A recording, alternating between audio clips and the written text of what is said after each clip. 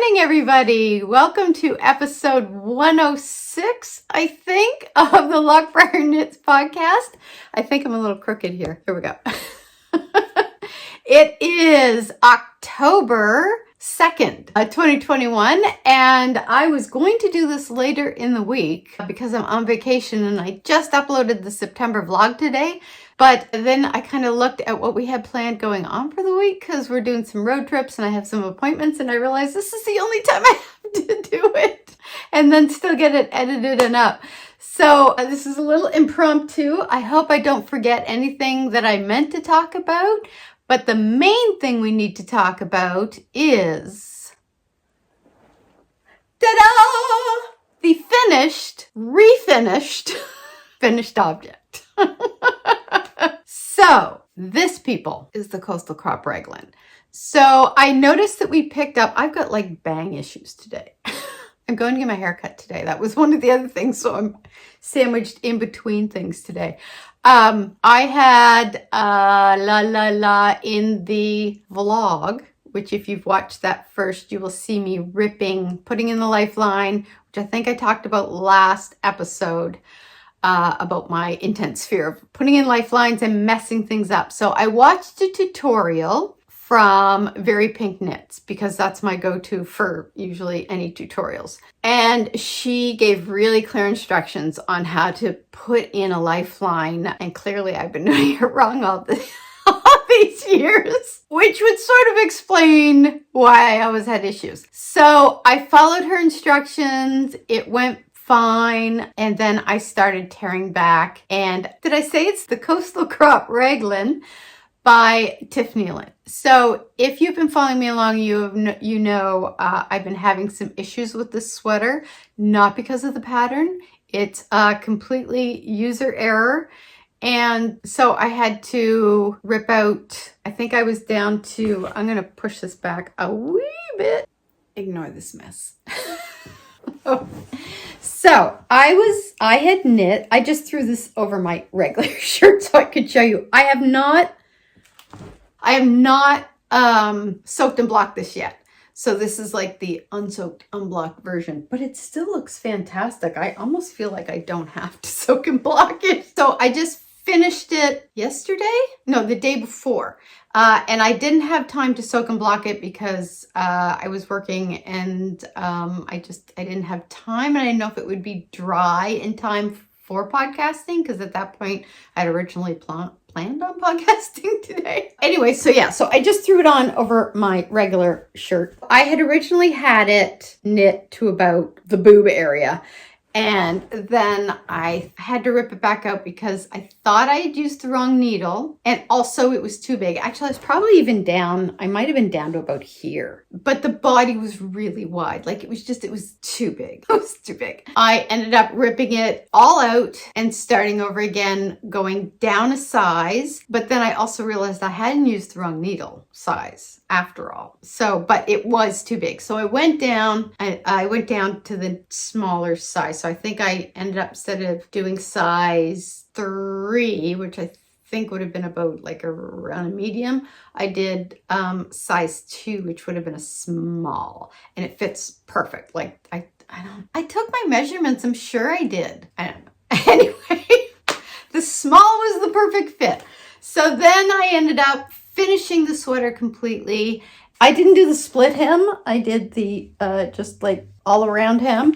And what I did for that was I just followed kind of the same detailing. See if you can see it here for the cuff to do the hem. And I just made the hem like about that long, as you can see. If I stand on my tippy toes. I finished it, but I felt like it was too short because it probably it was about to here. So it was too short for what I wanted. And I know it's a crop, but I didn't want it cropped. I just wanted it right on my hip bone, which is right here, which is where I like my sweaters. So I pulled it up to about here. Like I took the what's this thing called, hem out, and then I brought it up, I think, to about 4 rows above where I had the hem, and then which kind of brought it to about here. And then I ended up knitting it about the body of it about 2 inches longer than what I had, and then I put the hem in. And I was originally going to use, somebody had suggested, I think it was called Joni or Lori's Twisted Bind Off. And of course, at the time, I didn't have the notes with me. I couldn't find the piece of paper that I scribbled it down on. And I thought, oh, that's all right. I'll just go to Very Pink Knits and just see what she suggests for like a twisty bind off. Because at this point, what I did was going down the sides here, I increased it about like within the last like 2 inches that I had. I think it was every like second row, I increased it a little. So I had a little bit of a flare, and I'm not sure. I don't even know if you can notice it. I don't really think you can. I didn't feel like I noticed it. It's not like an egregious flare. I think it's just kind of a gentle slope. So when I did that and it came time to do the bind off, I thought I really don't feel like I may even need the stretchy bind off. And I did end up going down a needle size. I originally wasn't going to, but then when I realized that I felt like increasing it by the 6 to 8 stitches, whatever it was, gave me enough wiggle room on the hem that it didn't feel tight on my body. Because for anybody that didn't watch, I'll put a link up here of the episode where I tried this on the first time. The hem, the bottom of the hem where I did the bind off felt tight against my body. So if I moved my arms up like this, the hem came up, but it wouldn't fall back down into place. It just wouldn't get over the hips. So I didn't feel like that was going to be an issue this time, but I didn't want to chance it. But at the same time, I didn't want to do one of the twisty bind offs that caused a flare. Again, I went to Very Pink Knits, and she had this bind off, and she does it in slow-mo. It's part of her, she has a series where she shows techniques in slow motion. I watched that, and basically what she does is I think you knit 2 stitches from your left needle onto your right needle, and then you put the left needle down kind of into the bottom of the 2 stitches, and then you bind them off onto 1 stitch. And then you just knit the next stitch on and do the same thing, and you do it all the way around. And I don't know so you can see, like, it's definitely a stretchy bind off. It does not flare, and it's got like a nice clean edge to it. She said when she does it, she doesn't even bind off like in pattern anymore. And sometimes I do that and sometimes I don't. So with this one, where it was kind of like, it's a twisted 1-on-1 rib. So twisted rib, then a purl, twisted rib, purl. So what I did was I did do the twisted purl. No, I did the twisted rib in pattern, and then the purl stitch I just knit, and then I did it, and it looks fine. Like, I really like how it looks. This is my go-to bind off on sweaters going forward. It was so simple. I did find one tutorial where it was something like you twisted the needle like this, but I could not wrap my head around what she was saying. And I think that one was called Lori's Stretchy Bind Off. When I first watched, I was like, oh yeah, that makes sense. But when I went to do it, I could not wrap my head around it. So anyway, that's when I went to look for another one and found Very Pink Knits. I highly recommend that one if you want a really simple bind off that's stretchy. I love this sweater. The yarn is Hypothesis yarns in her Lyra. Still haven't figured out how to say that colorway. I have several of her yarns, and this is the Tweedy Base DK. It is what the pattern was actually knit in by Tiffany Lynn. And I cannot recommend this yarn like strongly enough. She's got to be my favorite hand dyer. I just love it. It's beautiful. It's like so tweedy. The color is just this, I don't even know how to describe the color. It has tones of, you can kind of see, it's got like blues in it, but it also sort of has like these pale, almost sagey, mossy greens, and then the tweed. And I think there's hints of brown in it. It's just, it's beautiful. It's beautiful. I love it. Love it. So So this is my finished object. I am so happy to have this done and off the needles. I would recommend this sweater to anybody. It is actually a very easy knit. Now, one thing I didn't do is in the pattern, there's detailing along the sides. And I did not do that. And since I had to rip it out, I was really happy I did not do that, just because that would have, trying to then pick that up in pattern and have it be in the right place would just have been a disaster. And I find this is the second time where I've had a sweater that had detailing kind of coming up under, like under the arm here, that I didn't do. Once I get to the body of a sweater, I just like to knit. And I think if there was patterning, is that right? That sounds wrong. Patterning. If there was a pattern, like kind of right across the front, I think that would be fine. But I don't want to be like knitting along, and then I have to stop and remember where I am. If I'm kind of doing it constantly, I don't know. Does that make sense? In my brain, that makes sense. So this kind of had a good portion of my time since the last episode, but you'll be happy to know I have on my loose sock. I did actually wear, because it's getting cooler here now that October has arrived, I wore my first pair of loose socks by Casual Fashion Queen the other day that I'd knit out of my own yarn, Loch Briar Knits, in my September Morn colorway. They were so comfy. They were just so cozy. So this is my second pair. I have finally turned the heel. I do like a heel flap gusset, and I do the Aya Partridge heel. And I'm just doing the shaping of the gusset now, which I'm almost done. But I have this much yarn left, which I think is going to be enough. I remember I ran into some yarn bar when I was pulling this out, and I literally had to cut the yarn from the skein because I just could not get it untangled. And that was all on me, because I think I had caked this up with my old ball winder when it was kind of on its last legs and it was starting to tangle things in the skein, or no, in the cake. I think that was just kind of a victim of that. So I think I'm going to have enough left because I have small feet, so I should be fine, but it's going to be tight, and I'm actually not going to have as much left over as I did with my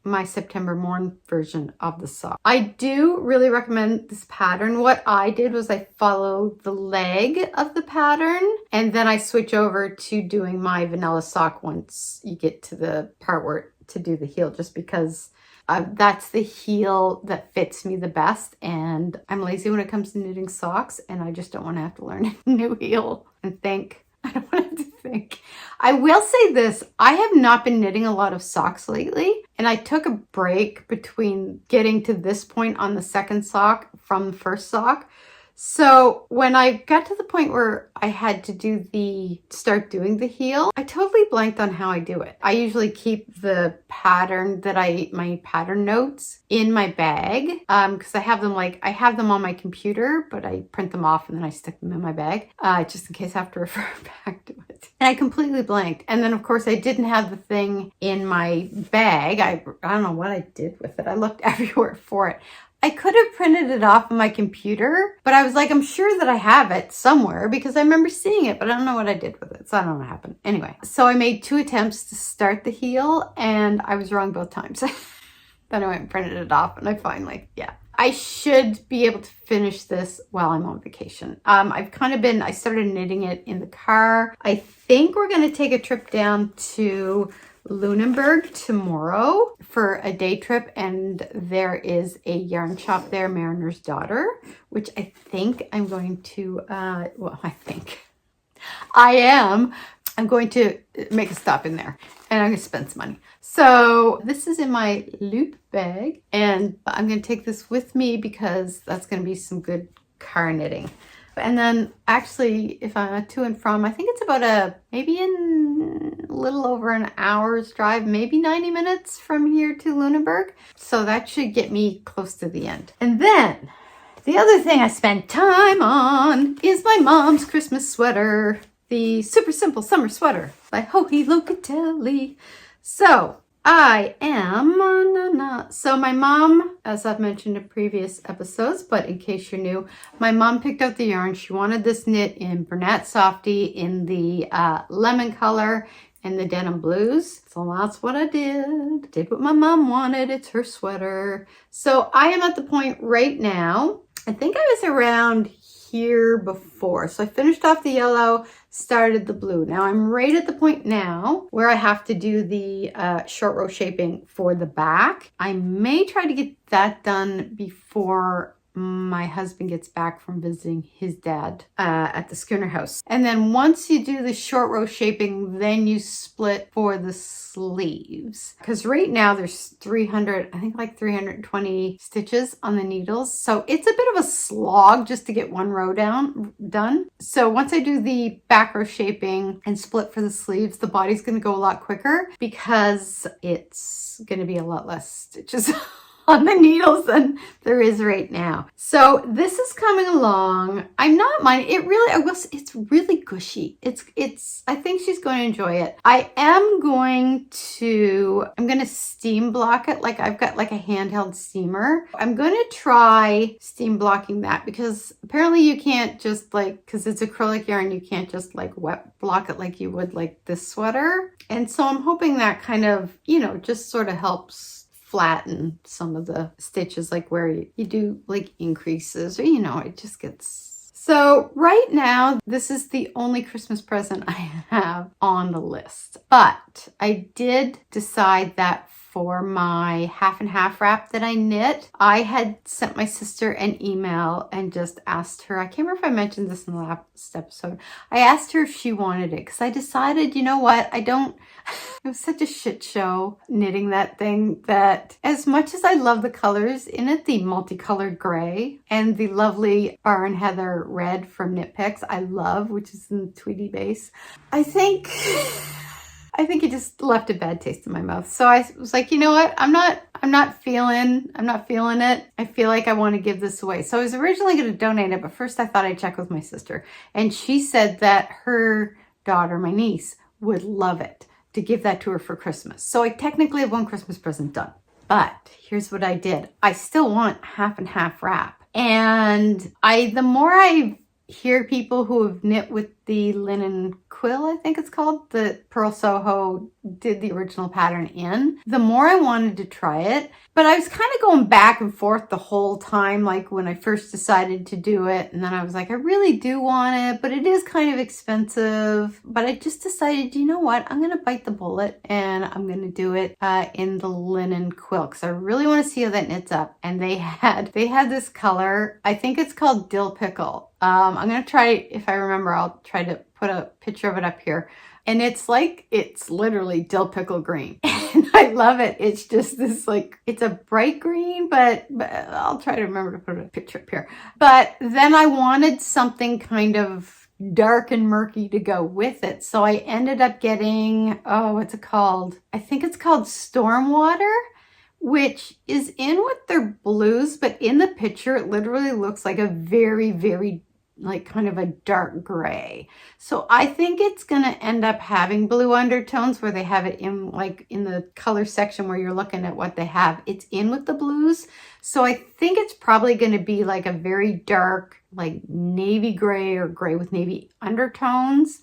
In the picture, it looks almost black. When I put the kind of the two side by side, and I was kind of flipping back and forth, and I was like, you know what? I think that's the combo. I did have a lighter gray originally picked out, and I was kind of going back and forth because they both looked really good with it. But I thought, well, I did light gray in my first one. I just felt there's just something about that Stormwater or Stillwater, whatever it's called.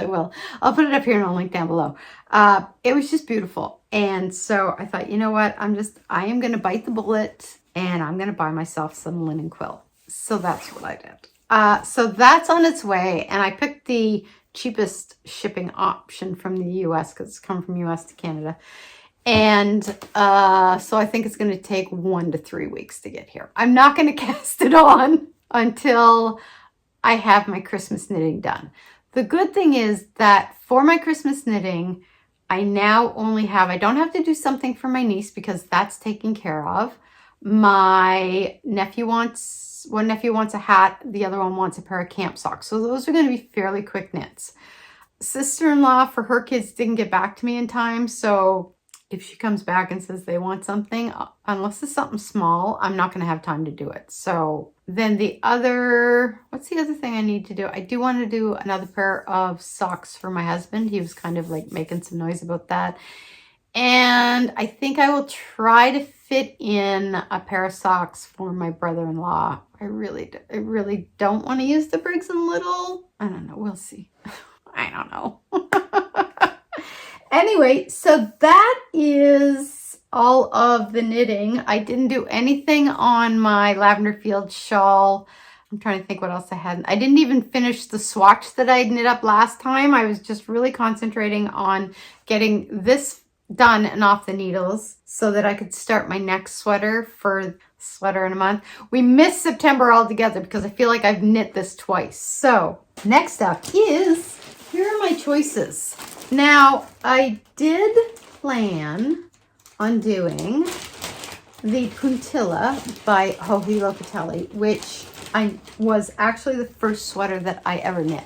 And I was going to do that out of Illimani, which is what I knitted in the first time, only this is like kind of more of their lighter gray. And the one I have currently, it's like brown gray. But then I kind of held these two up together and I just like, this is Good Fibrations Kid Silk Mohair that they knit exclusively for my local yarn shop, The Loop. So if you want any of this, you can go online. I'll leave the link down below and order it. I'm not sure if they have any of this left, but they have some of her other ones, I believe, the last time I checked. I really want to put these two together. But if I put these two together, it's going to be more of a sport de DK weight. And the Puntilla, I believe, is fingering weight, if I'm remembering correctly. It must be because I just did it in this the last time. And it's the one I use is the Illimani Echo Llama, which is actually a really economical yarn for what you're getting. Like, it's a beautiful yarn. It is, did I even bring my glasses? I did bring my glasses down. Look at me go. It is, da-da-da. See if they have it. It's literally, I think, 100% baby llama, made in Bolivia. So it's 100 grams and 402 yards per gram. Don't know if I could pair these two and have it come out to be what I need it to be, swatching size. That's not a term, is it? No, you know what I mean. So I may have to find another sweater if I want to combine these two, which I really do. Now, I do have other Illimani Echo Llama. Oh, you know what? Oh, wait. Hold the phone. Oh, no. Oh, this is also Echo Llama Illimani. Oh, but look. Oh, why didn't I think of that beforehand? Oh, what do you think? Okay. Survey time. These two? Or the, oh no. Oh, a dilemma. Okay, all right, tell me what you think. The camel and the kid silk, or the gray and the kid silk? Do or ka-chow? Oh my God. What do you think? Tell me down below. Give me your votes. Because then, you know, what I could do is this could be a whole different sweater, and then I can still do this as the Puntilla. Or I could do this as a completely different, and this is the Puntilla. But my other Puntilla is kind of a gray brown, so that seems a little redundant. So anyways, tell me what you think down below. Let me know. Make my decisions for me. So if I'm not, because I don't know what I'm going to do yet, then my other plan was to do the classic sweater by Etcetera Co. in the other kid silk by Good Fibrations I have with my Mayak blue. Like, look at that. Oh, that is gorgeous. I think I might start this one first. And this will be my October, and let's be honest, this is going to be my October-November sweater. Between finishing Mom's sweater and getting the Christmas presents done, and I also want to knit myself a Musselburgh hat. Yeah. So I'm going to cast this on next. It's going to be the classic. You guys can let me know what you think as far as what I should do with these. And that one may be my December cast on, if I can get this done on time. I love these two together though. Like this one is called Blue Fescue. I love this color. I love it. And these two together, oh, that's going to be beautiful. Okay, so that's going to be the next sweater. And then you guys can let me know what you think about the choices here. I think that is actually everything. I think that's everything. So I'm going to get that caked up this week and cast on. I'm going to try to finish my lavender field shawl this week as well. What was the other thing I was going to do? What did I say I was going to do? Oh yeah, Mom's sweater. I'm going to finish Mom's sweater this month, period. I've got to get that done because that's kind of a big project and I don't want to be trying to do that at the last minute. So that's it. I think that's everything. So we had a COVID exposure at my office. So we had to work from home for the week. We all had to go get tested. We have a small office. I think there's like 10 of us in there. We got the email on Monday. On Sunday, we took my stepson out for his birthday to a restaurant. So on Monday I went and I got my COVID test, came back negative. Then the day I got my negative results back for the COVID test, we got a notification that at the restaurant there was a COVID exposure 2 nights in a row from 4 until 10 o'clock. So I'm pretty sure that was like one of their wait staff or employees working the shift. So then I had to go for another COVID test, which technically I didn't have to because I'm fully vaccinated, but I just didn't want to take any chances because we want to do Thanksgiving dinner at my parents' the coming weekend. And we're all fully vaxxed, but I just didn't want to still take the chance. So I went and I got a second COVID test. And that came back negative. So we're good. So then last night it was my husband and I's 10th anniversary. So we went out to dinner. But we had a really nice meal. It was at Henry House, which is a historic building in Halifax. And they have such beautiful food there. So it was really good. It was lovely. It was nice to get out. I wore my ranunculus over my long black dress and I meant to take a picture and I forgot. I have a haircut appointment today. I've got my massage appointment later in the week. And I think that's really all that's going on, like appointment-wise. So we're going to do some road trips. We're going to go to Lunenburg tomorrow, I think. I called Mariner's daughter, or I sent them an email just to find out, to make sure they were open on Sundays, and they are, so that's great. So we're gonna go take a trip down there. So I'll show you what I bring home from there, because I know there's gonna be something. You don't go down to Mariner's daughter and not buy something. You just don't. It's like me walking into the Loop and not buying something. It doesn't happen. It just doesn't happen. I have no self-control. So it's supposed to be good weather all week, so we'll might go to Shuby Park and see the leaves are starting to slowly change over. So I might take the dog to Shuby's Park and do that. I did do it in my vlog. My friend Christine and I went for a walk on the Saltmarsh Trails. It was beautiful. We did it kind of like at sunset. So on the way back, you can kind of see the sun setting, and the Canadian geese were flying over, taking off. That was amazing. Loud. I always feel like I say sorry wherever they land. Like, the Canadian people have this persona, I guess, in the world of being very nice and polite people. And, we are for the most part. The Canadian geese are not. They're assholes. If you see one of those coming at you, you are in big trouble. They are not pleasant creatures, but they're beautiful.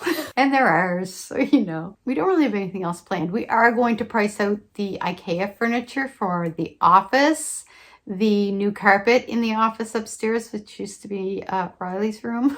They've measured, we put the down payment on it, and then I think it's going to be probably the last week of October that it gets put in. We were hoping before that, but by the time we got it ordered, we were down the list in the pecking order.